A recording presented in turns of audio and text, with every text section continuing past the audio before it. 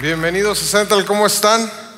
Bien, me da mucho gusto el verles a cada uno de ustedes. Hay algo que no podemos producir por más que queramos y es la presencia de Dios. Y la verdad es que no sé si lo sentiste, pero el día de hoy la presencia de Dios ha estado muy presente en medio de nuestra reunión y yo le doy gracias a Dios porque es algo que no podemos producir, es algo que solamente Dios hace. Si es la primera vez que vienes, quiero darte la bienvenida. Esperamos te sientas en casa. Central es un lugar donde siempre serás bienvenido, y a todos los que se conectan a través de linkcentral.tv le damos la bienvenida a través de las redes sociales. Gracias por acompañarnos. Esperamos que un día puedan venir aquí a Las Vegas y ser parte de lo que Dios está haciendo. Y bueno, antes de comenzar el mensaje que tenemos el día de hoy, quiero nada más mencionar así muy brevemente que hoy es mi cumpleaños número 22, así que estoy muy contento. 22 por 2, ¿verdad? Para que no, yo sé que me veo de 22, pero no. Un amigo puse en el Facebook hoy que mi cumpleaños número 44, y un amigo me puso ¿qué? ¿De ministerio? ¿De qué? ¿Verdad? Y estoy muy contento por ello. Y hay algunas cosas obviamente que quiero compartir el día de hoy con ustedes. Y la semana pasada estuvimos hablando acerca de las circunstancias difíciles. A veces nos encontramos en alguna situación de dolor, en alguna situación de sufrimiento, y todo el mundo, incluyéndome a mí, cuando pasamos por un lugar o una situación de dolor o que no estamos esperando, pensamos que Dios nos abandona y decimos: Dios, ¿dónde estás?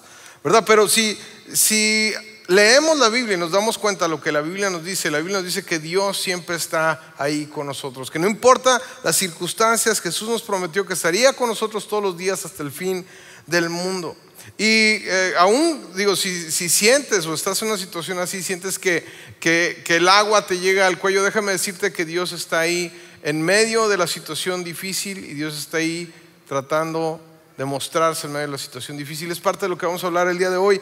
Parte de lo que les comenté la semana pasada es que tus sentimientos muchas veces te van a decir que algo está pasando, que Dios no está contigo, pero los sentimientos muchas veces nos engañan y tenemos que confiar más en lo que dice la palabra de Dios que en lo que sentimos. Dios nos promete que Él va a estar con nosotros, y si Él lo prometió, Él lo va a cumplir.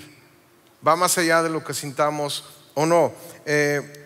Otra cosa que les compartí la semana pasada es que no importa las circunstancias, el amor de Dios no depende de ellas. Dios te ama y Dios está contigo en medio de las circunstancias difíciles. Y la semana pasada vimos parte de la historia de este hombre llamado Elías, un profeta que Dios lo usó en su momento, en su tiempo.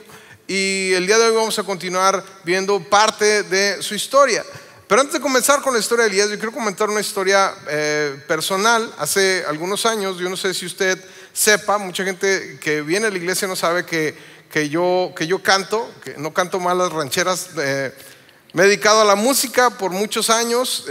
Pensé que al llegar aquí a la iglesia iba a dejar, pero Dios ha estado moviendo las cosas, y bueno, el día de hoy estamos sacando un nuevo disco en estos días y estamos por armar una gira, y yo espero que todo esto hacerlo a la vez de la iglesia. Así que ore por mí, por todos los que estamos aquí involucrados, que no falte pastor en la iglesia, ¿no? Que no vayamos allá a desafinarla allá afuera, porque los voy a ir a mal representar a ustedes.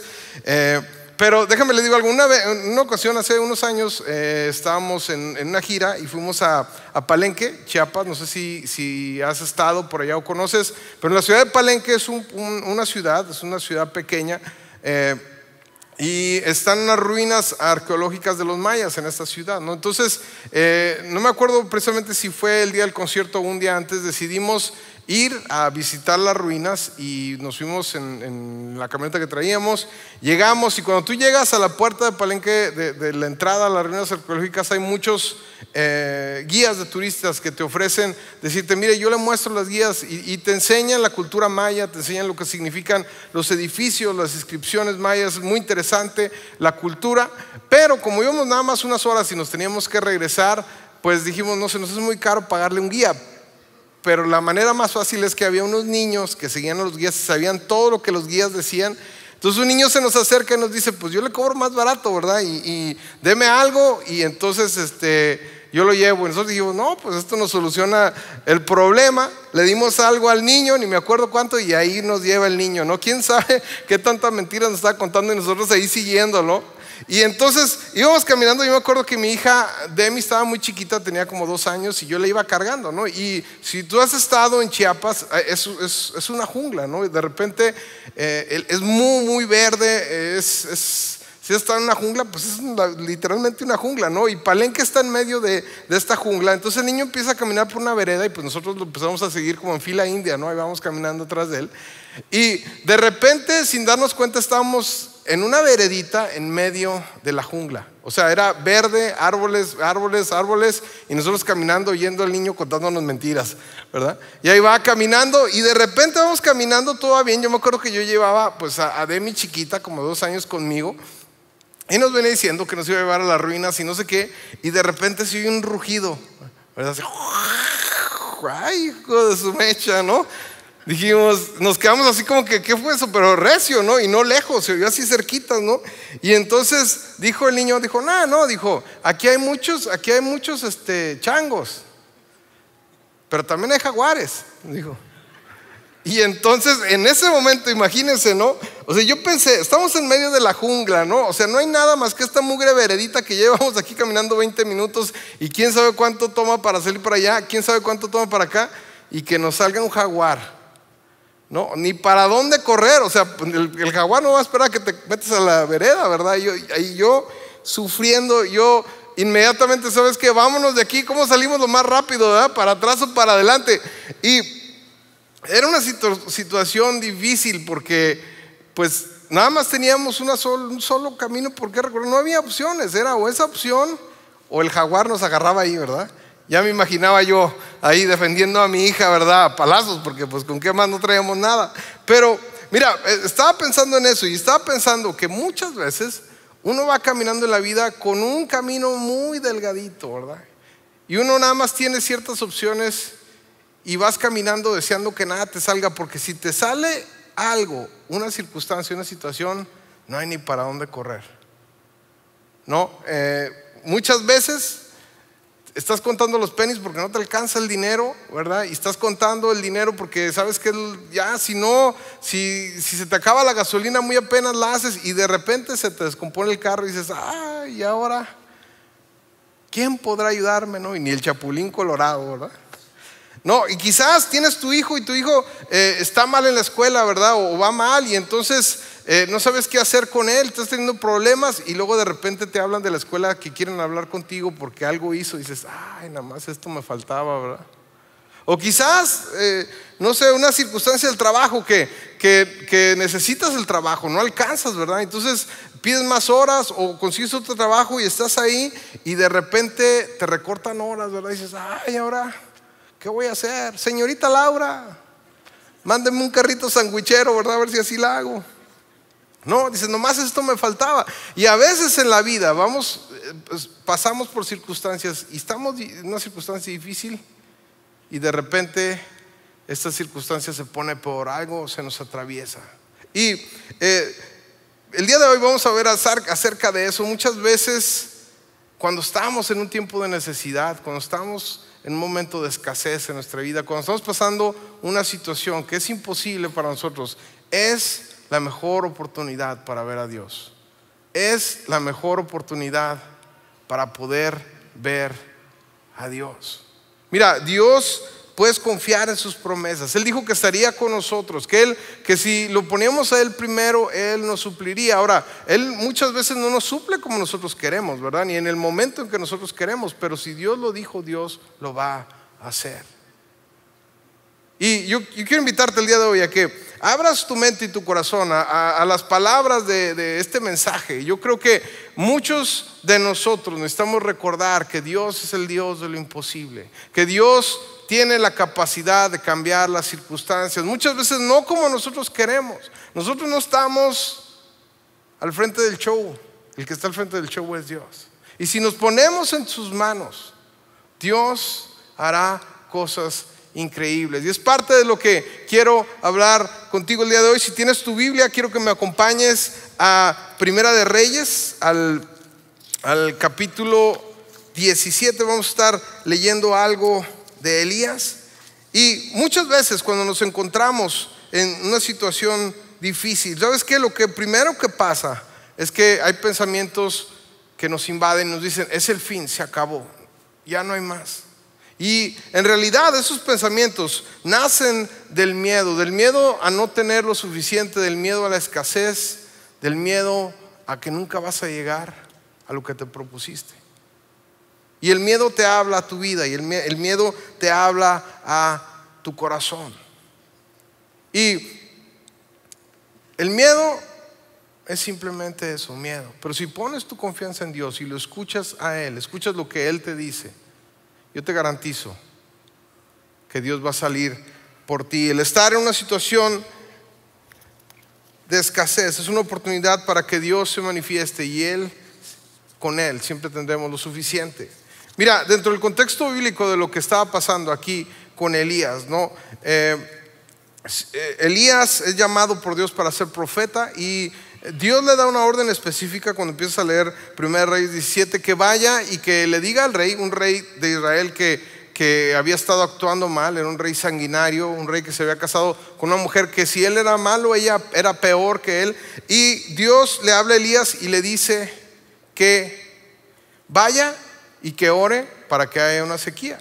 Entonces va Elías y ora para que en un evento público todo el mundo se entera, y él dice, ¿sabes qué? En 3 años no va a llover, no va a llover. Y de repente, bueno, él tiene que huir, se va a otra parte de fuera de Israel, llega a vivir a un lado de un arroyo, y es ahí donde comenzamos a leer 1 Reyes 17:7. Ahora déjame decirte, estaba pasando este momento de escasez. El no llover era como una crisis económica, como cuando se cae la bolsa.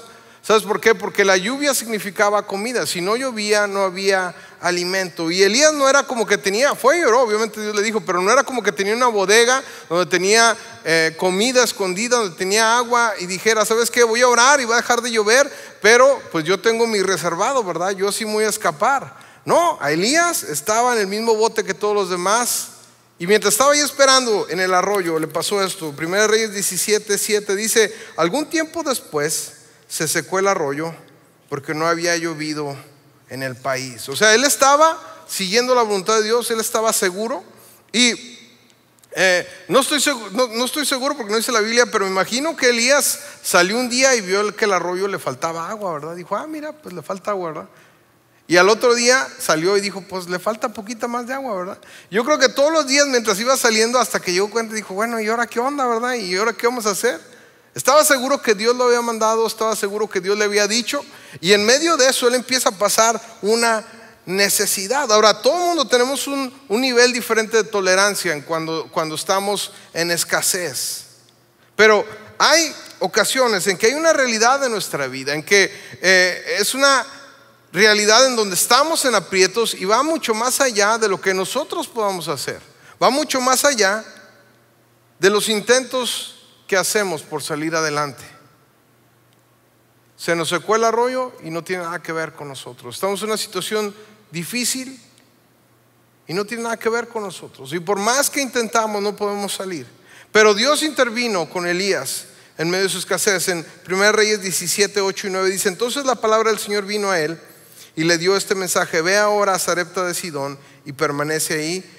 A una viuda de ese lugar le he ordenado darte de comer. Ahora, Dios tenía un plan, y algunas cosas que me sorprenden es que el plan de Dios no era hacer otro arroyo. Mira, vente para acá, hay otro arroyo. El plan de Dios no era voy a llenar este arroyo, ¿verdad? El plan de Dios no era mira, te voy a mandar unas lluvias que nada más te mojen a ti y a nadie más.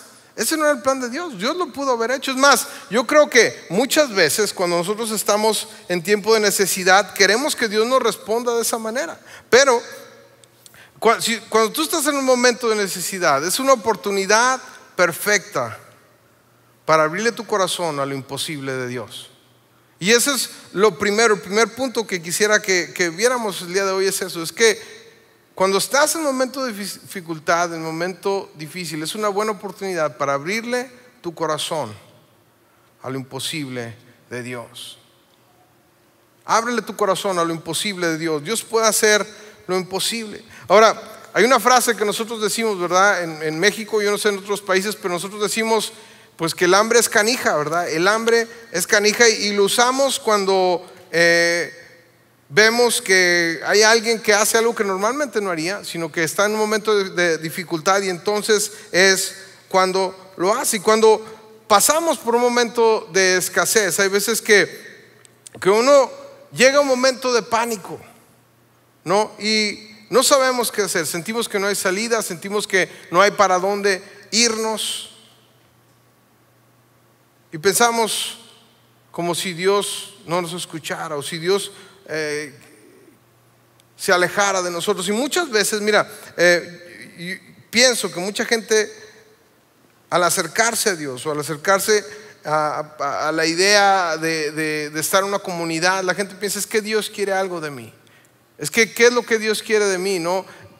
Tengo tanta necesidad, y aún así vengo y a la iglesia y me piden la ofrenda, ¿no? ¿Cómo le voy a dar si no tengo, ¿no? Me piden a lo mejor que ayude a servir, ¿no? Pero pues no tengo tanto tiempo, ¿no? ¿Cómo voy a dar, no? Me piden que quizás ponga de mi tiempo para hacer otras cosas, pero no tengo, ¿no? Y es esta idea de la escasez, es esta idea de no tener lo que decimos: ¿sabes qué, Dios? Pues no tengo. Y de hecho, ¿sabes que la razón de la escasez de este país donde estaban, de Israel, era precisamente por esta actitud que tenían con Dios? Y a través de la escasez, Dios les estaba recordando a la gente que Él era Dios, que Él podía hacer lo que Él quisiera hacer.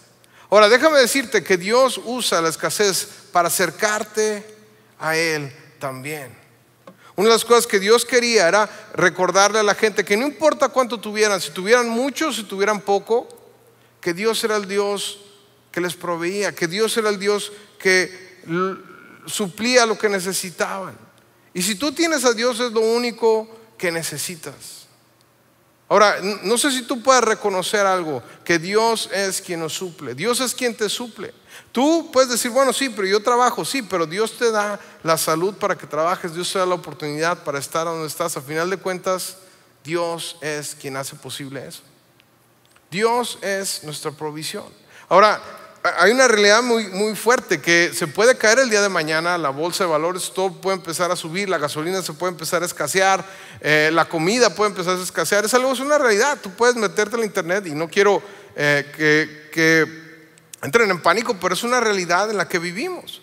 Y en esta realidad, ¿qué pasaría si eso sucede el día de mañana? Nuestra confianza tiene que estar en Dios. Nuestra confianza tiene que estar en que Dios suplirá. La Biblia dice que no he visto, escribió el salmista, no he visto un justo desamparado ni su descendencia que mendigue pan. Dios saldrá por aquellos que confían en Él. Dios es la fuente de nuestra provisión. Y cuando te encuentras en medio de la escasez, o si el día de hoy te sientes así, es una buena oportunidad para abrirle la puerta a lo imposible de Dios, a lo sobrenatural de Dios. Y la tentación es querer uno ir a suplir por uno mismo lo que a uno le hace falta. No, quiere uno ir a buscar otro rollo, quiere uno producir nubes donde ni siquiera hay. Pero Jesús dijo en Mateo 6:33 lo siguiente, dice: más bien busquen primeramente el reino de Dios y su justicia, y todas estas cosas les serán añadidas. Ahora, Dios es un Dios de lo imposible. Confía en Él y Él hará. Él te dirigirá a qué es lo que tienes que hacer, y ábrele la puerta a lo sobrenatural de Dios. La escasez es una oportunidad perfecta para ver la manifestación de Dios. Ábrele la puerta a lo sobrenatural de Dios. Ahora, lo segundo que debemos de hacer es algo que le sucedió a Elías, es esperar el trato de Dios en nuestra vida. Necesitamos esperar a la hora de estar en escasez y decirle: ok, Dios, te abro la puerta de lo sobrenatural, te quiero ver. Es esperar el trato de Dios en nosotros, que Dios nos cambie, que Dios trate con nuestro corazón, ¿no? Me gustaría poderte decir que de inmediato, cuando uno busca primeramente a Dios, cuando uno pone a Dios primero, que si tú el día de hoy decides poner a Dios primero, que el día de mañana ya todos tus problemas y todas las cosas van a ser añadidas. No es verdad. Ahora, Dios lo va a hacer, y Dios lo va a hacer en su momento y en la manera en que Él lo quiera hacer, y Él va a cumplir su promesa. Pero Dios te promete que si pones primero a Él, Él suplirá todas las cosas que te falta, cualesquiera que sean. Ahora, de hecho, en la historia de Elías, déjame decirte que me gustaría decirte que la historia de Elías terminó como la historia de las princesas, ¿verdad? Bueno, y Elías tuvo agua y fueron felices para siempre y ahí se acabó la historia. Pero no, en realidad lo que le pasó a Elías fue que andaba en Guatemala y se fue a Guatepeor, ¿no? Y vamos a leer un poquito de lo que le pasa aquí en esta historia, ¿no? Estaba en un momento de escasez y Dios lo lleva a un momento aún más de escasez del que estaba. Lo manda con una viuda. Mira, Primera Reyes 17, 10 al 12 dice: así que Elías se fue a Sarepta. Al llegar a la puerta de la ciudad encontró una viuda que recogía leña y la llamó y le dijo: por favor, tráeme una vasija con un poco de agua para beber. Mientras ella iba por el agua, él volvió a llamarla y le pidió: tráeme también por favor un pedazo de pan. Tan cierto como que vive el Señor tu Dios, respondió ella, no me queda ni un pedazo de pan, solo tengo un puñado de harina en la tinaja y un poco de aceite en el jarro. Precisamente estaba recogiendo unos leños para llevármelos a casa y hacer una comida para mi hijo y para mí. Será nuestra última comida antes de morirnos. Ahora llegó a un lugar llamado Sarepta. Era una ciudad. Esta palabra Sarepta quiere decir en el original refinería. Es donde toman los metales y a través de muchísimo calor los purifican. Y yo me imagino que no es casualidad que este lugar se llame Sarepta y que Elías haya llegado ahí, ¿no? Al seguir Elías a Dios tuvo que hacer varias cosas. Número uno, tuvo que salir de Israel, irse a esconder y aparte ir a un lugar, Sarepta no era de Israel, que era otra cultura, era otra manera de hacer las cosas, donde los israelitas no eran muy bien vistos. Todos los que llegamos a un lugar que no es nuestra cultura original sabemos lo que es eso. Lo segundo es que tuvo que pedirle ayuda a una mujer, a una viuda, y era algo contracultural. Él tenía que humillarse para poder hablar con una mujer y pedirle ayuda. Y lo tercero es que esta ciudad era la ciudad de la esposa del rey, de Jezabel, y el rey lo andaba buscando para matarlo, y la esposa también lo estaba buscando para matarlo, y Dios lo manda totalmente fuera de su zona de comodidad. Y muchas veces Dios hace esto. Estás en una situación difícil, empiezas a orar y dices: Dios, aquí está mi situación, y Dios convierte esta situación difícil en una situación imposible. Y tú dices: pero ¿cómo? Porque tú no puedes ver al Dios de lo imposible a menos que no estés en una situación imposible. Mira, tú no puedes ver un milagro a menos que estés en una situación donde necesitas un milagro. Uno ve nada más lo que uno puede ver, y los planes de Dios y las intenciones de Dios van mucho más allá que nuestra necesidad. Dios quiere tratar con nuestro corazón. Dios quiere tratar con la vida de cada uno de nosotros a través muchas veces de la escasez, a través de situaciones imposibles. Y a lo mejor tú estás atravesando una situación difícil, una situación que dices: es que de aquí no voy a salir, una situación imposible. Pero Dios quiere trabajar con tu orgullo, y Dios va a utilizar esa situación imposible para tratar con tu orgullo. A lo mejor tu carácter, tienes problemas de carácter, y Dios está usando esta situación difícil, esta situación imposible para tratar con tu carácter. A lo mejor lo que necesitas es paciencia, y Dios está trabajando a través de esta circunstancia, esta situación, con la paciencia en tu vida. Porque Dios está más interesado en nuestra vida, en nuestro corazón, nuestro ser interior, que muchas veces lo que tenemos enfrente. Dios está más interesado en las personas que somos que muchas veces que lo que tenemos. Nosotros quisiéramos que Dios solucionara las cosas inmediatamente como nosotros queremos, pero Dios ve el panorama mucho más grande que lo que nosotros vemos. Tenemos que confiar en Dios. Y si lo que se interpone entre tú y Dios es algo que tiene que cambiar, Dios usará lo imposible para cambiarte. Abre tu corazón a lo imposible y deja que Dios cambie tu vida. Y lo tercero es, ¿qué debe hacer? Que es lo que hizo Elías. Confía en que Él lo hará, en que Dios lo va a hacer. Dios se va a manifestar. Primera Reyes 17, del 13 al 14 dice: no temas, le dijo Elías, vuelve a casa y haz lo que pensabas hacer. Le dice a la viuda: pero antes, prepárame un panecillo con lo que tienes y tráemelo. Luego haz algo para ti y para tu hijo, porque así dice el Señor Dios de Israel: no se agotará la harina de la tinaja, ni se acabará el aceite del jarro, hasta el día en que el Señor haga llover sobre la tierra. Y hay tres cosas importantes que suceden. Número uno, Elías le ofrece un trato. Le dice: dame todo lo que tienes. Obviamente que para ella era algo difícil. Luego, ¿con qué me quedo, no? Lo segundo es que era algo en contra de la lógica. ¿Cómo vas a dar lo que tienes? Y luego después de ahí, ¿qué más hay? Y lo tercero es que no era solamente Elías diciéndole, era Dios prometiéndole que él iba a suplir. Dios muchas veces hace lo mismo con nosotros. Nos dice: ¿sabes qué? ¿Qué tienes en la mano? Señor, es todo lo que tengo. Y Dios te dice: dámelo. Confía en mí. Y Dios lo va a hacer. Y yo no podría compartir algo como esto sin haberlo vivido. Para mí es algo tan real el poder ver a Dios.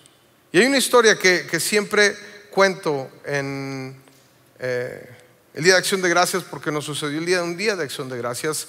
Yo me acuerdo que recién habíamos llegado aquí a Estados Unidos. Quizás ha sido el tiempo de más escasez de mi familia, de mi esposa y yo. Todavía no teníamos a las niñas, estábamos estudiando para pastores.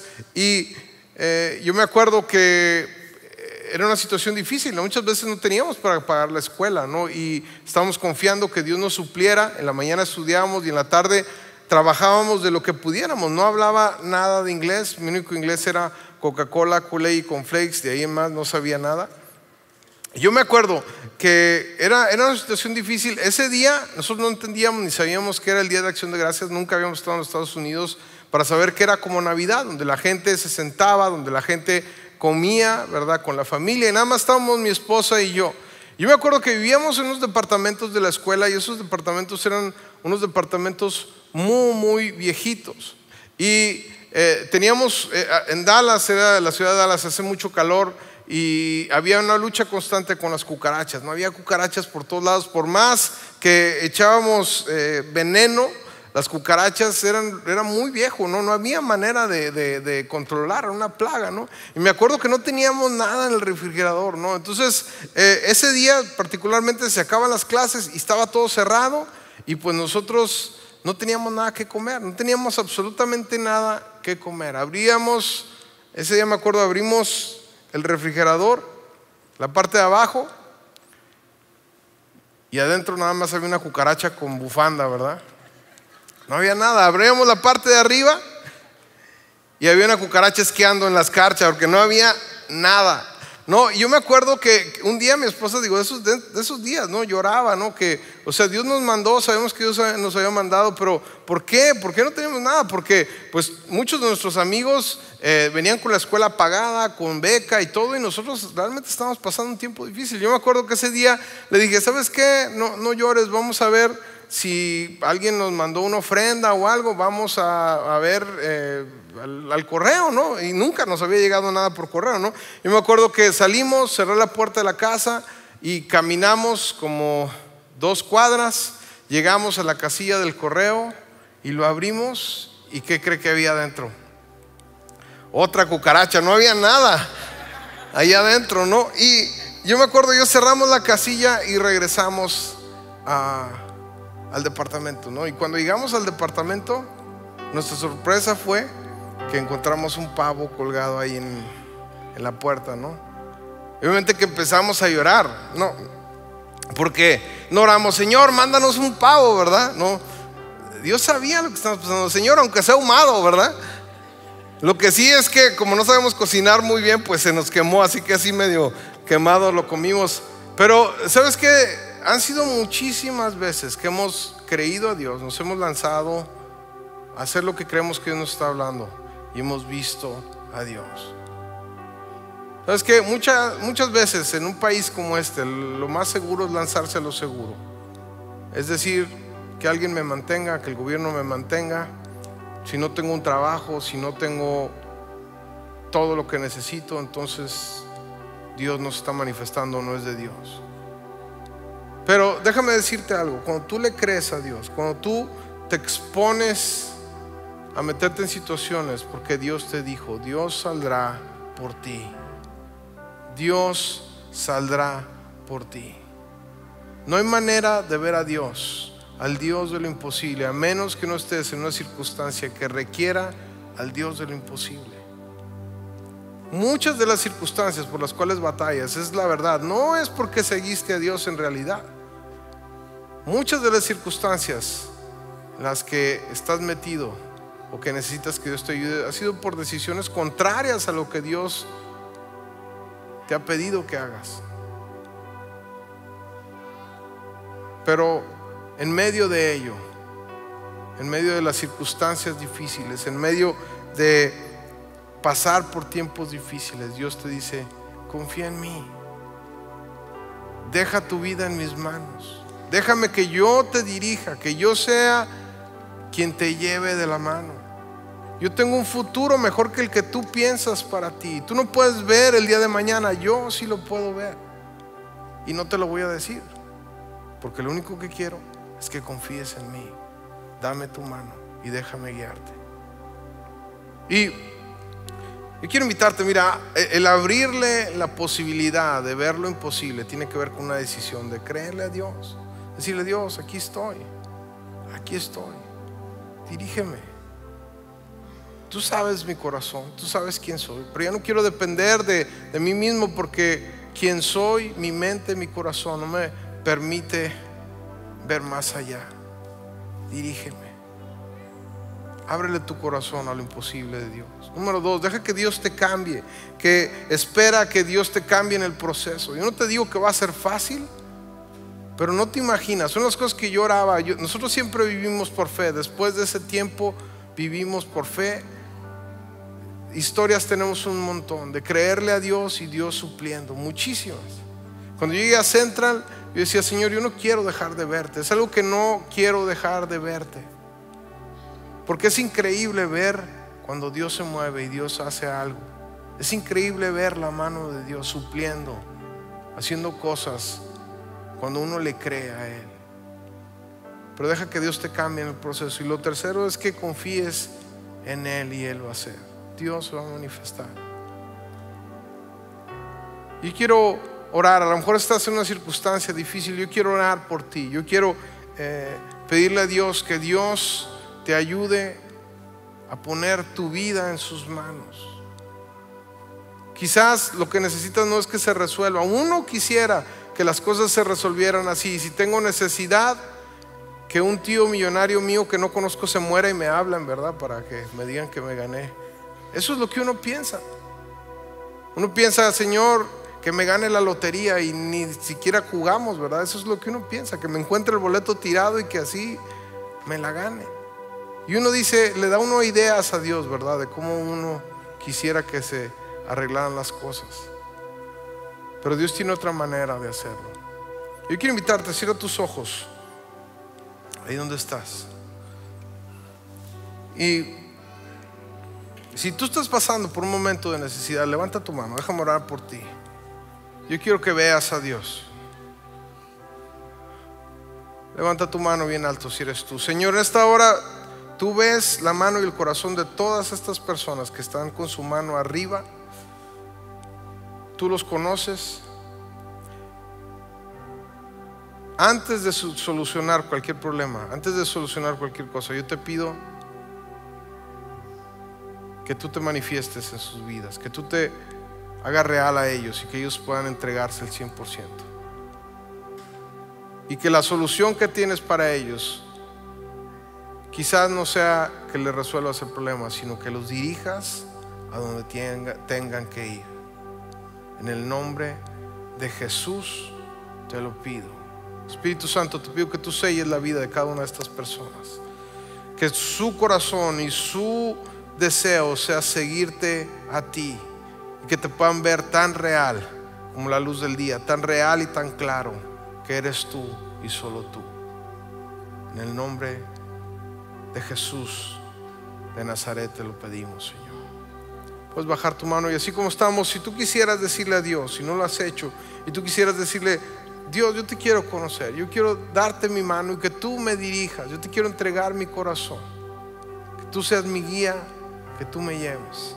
Si eres tú esa persona, yo quiero darte una oportunidad para que el día de hoy tú le entregues tu corazón a Jesús. Así que si eres tú, levanta tu mano en tu lugar y vamos a hacer una oración. Levanta tu mano y repite esta oración conmigo. Dile: Jesús, yo te entrego mi vida, te entrego mi corazón. Haz conmigo lo que quieras. Yo te pido que tú me dirijas.